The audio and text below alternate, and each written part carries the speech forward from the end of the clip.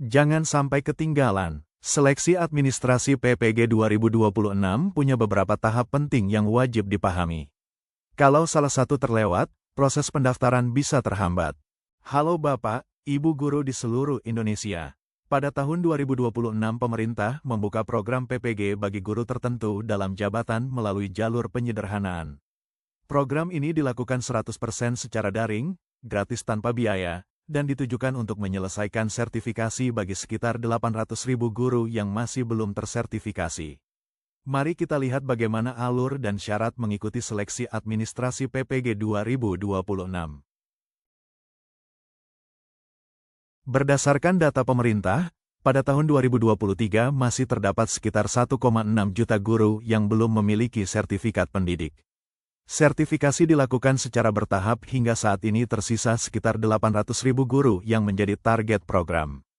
Program ini juga merupakan amanat Undang-Undang Nomor 14 Tahun 2005 yang mewajibkan guru memiliki kualifikasi akademik dan sertifikat pendidik. Oleh karena itu, seleksi administrasi PPG 2026 dibuat lebih sederhana, agar guru bisa fokus pada pembelajaran, bukan pada administrasi yang rumit.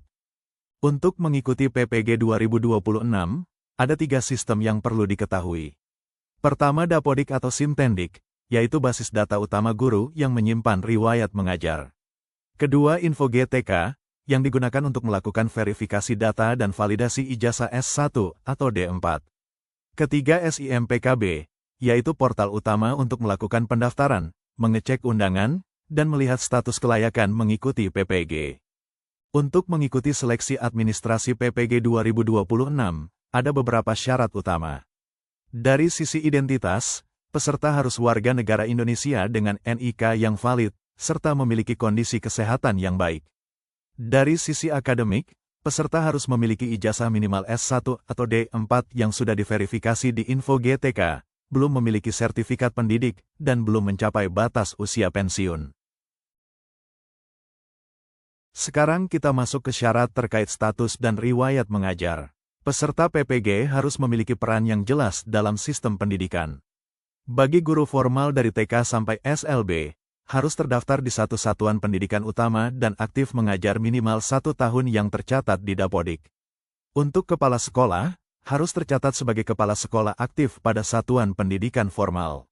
Sedangkan pamong belajar, pengawas, atau penilik berasal dari peralihan jabatan dan masih aktif menjalankan tugasnya.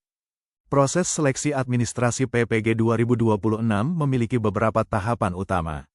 Pertama, lakukan pemutakhiran data di Dapodik dan login ke portal SIMPKB. Kedua, sistem akan melakukan pengecekan awal terhadap syarat peserta. Ketiga, lakukan verval ijazah melalui InfoGTK dan pangkalan data pendidikan tinggi. Terakhir, pilih bidang studi yang linier dengan ijazah Anda dan ajukan pendaftaran. Langkah berikutnya adalah mengakses akun SIMPKB. Login ke portal SIMPKB dan buka menu pendaftaran PPG. Jika seluruh persyaratan sudah sesuai, Anda bisa melanjutkan proses pendaftaran. Namun jika terdapat data yang belum sesuai, biasanya akan diminta menyiapkan SPTJM dan menunggu proses verifikasi dari Dinas atau BGTK. Pada tahap verval ijazah, ada 2 kemungkinan proses. Jika data ijazah Anda sudah ditemukan secara otomatis melalui sistem PD Dikti, maka proses akan lebih cepat. Namun jika data tidak ditemukan, Anda perlu melakukan verval manual dengan mengunggah dokumen ijazah. Setelah itu, sistem akan memproses verifikasi dari Dinas Pendidikan dan BGTK sebelum dinyatakan valid. Setelah ijazah Anda berhasil diverifikasi, langkah berikutnya adalah finalisasi pendaftaran. Pastikan status ijazah di dashboard SIMPKB sudah berwarna hijau atau tervalidasi. Kemudian pilih bidang studi PPG yang linier dengan ijazah S1 atau D4 Anda. Jika semua sudah benar, klik tombol "Ajukan pendaftaran", dan proses pendaftaran Anda pun selesai.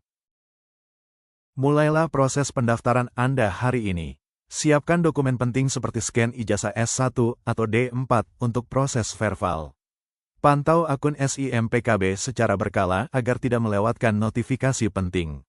Dan ingat, seluruh proses seleksi administrasi PPG 2026 ini sepenuhnya gratis. Jangan mudah percaya pada pihak yang menjanjikan kelulusan dengan biaya tertentu.